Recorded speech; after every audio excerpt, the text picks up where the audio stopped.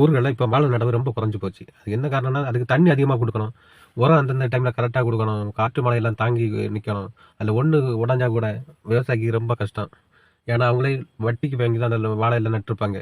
இப்ப கல்யாண வீடு, ஃபங்ஷன்ல கூட இப்ப வாழை இலைகள பார்க்க முடியாது. ஹோட்டல்லயும் பார்க்க முடியாது. இப்ப எல்லா இடங்கள்லயும் பிளாஸ்டிக் இலைய தான் பயன்படுத்துறாங்க. அது ஏன் வாழை நடவு குறைஞ்சுன்னா, அதுக்கு வேற ஒண்ண இப்ப நட்டு வளர்த்துட்டு வராங்க. அது என்னன்னா, பிருத்தி செக்க. அதாவது எங்க ஊர்ல பிருத்தி செக்கன்னு சொல்லுவோம். அதாவது பைனாப்பிள் செடி. இந்த பைனாப்பிள் செடிக்கு என்னன்னா, ஒரு தடவ மட்டும் தண்ணி குடுத்தா மாதிரி. நடும்போது அந்த ஒரு தடவ தண்ணி குடுத்தா மாதிரி. அதுக்கப்புறம் மழை பெஞ்சிரும். அதுல இருந்து தண்ணி அது எடுத்துரும். ஆ இது வந்து சீசனுக்கு ஒருக்கா தான் இந்த பழம் காய்க்கும். அப்பப்ப சந்தையில மட்டும் எப்படி கிடைக்குதுன்னா, இதுக்கு ஒரு கெமிக்கல் உண்டு. அதாவது அந்த காய்க்கிறதுக்கு ஒரு கெமிக்கல் ஊத்துவாங்க. 2வது அந்த காய் பழுக்கிறதுக்கு ஒரு கெமிக்கல் ஊத்துவாங்க. அதனால தான் இப்போ உள்ள சக்கை வந்து டேஸ்ட்டுக்கு கிடையாது. முன்னாடி உள்ள சக்கை நல்ல டேஸ்ட்டா இருக்கும். இப்போ உள்ளது எதுவுமே டேஸ்ட் இருக்காது. அதுக்கு காரணம் என்னன்னா, இந்த கெமிக்கல் தான்.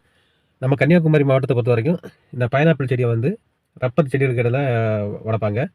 அந்த ரப்பர் செடிக்கு இடையில வளர்க்கும்போது என்ன ஆகுதுன்னா, முன்னாடி வந்து 10 சீட்டு கிடைச்சிட்டு இருந்த இடத்துல, இப்போ 1 சீட்டு தான் கிடைக்கும். அதுக்கு என்ன காரணம்னா, இந்த செடி தான் பைனாப்பிள் செடி. அது என்னன்னா, அதோட வேர் வந்து சின்ன வேரா இருக்கும். பொடி வேரா இருக்கும். அந்த வேர் மண்ணு மொத்தமும் படர்ந்து இருக்கும். அந்த மண்ணோட மொத்த சத்தையும் இது உறிஞ்சி எடுத்துரும். அந்த ரப்பர் தைக்கு அது எந்த சத்தும் குடுக்காது. அதனால தான் இந்த ரப்பர் செடியோட பட்டைலாம் ரொம்ப சின்னதா மெல்லிசா இருக்கும்.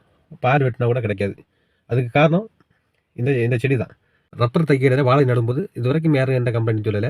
ஆனா வாழை நெறைய இடத்துல யூஸ் ஆகுது.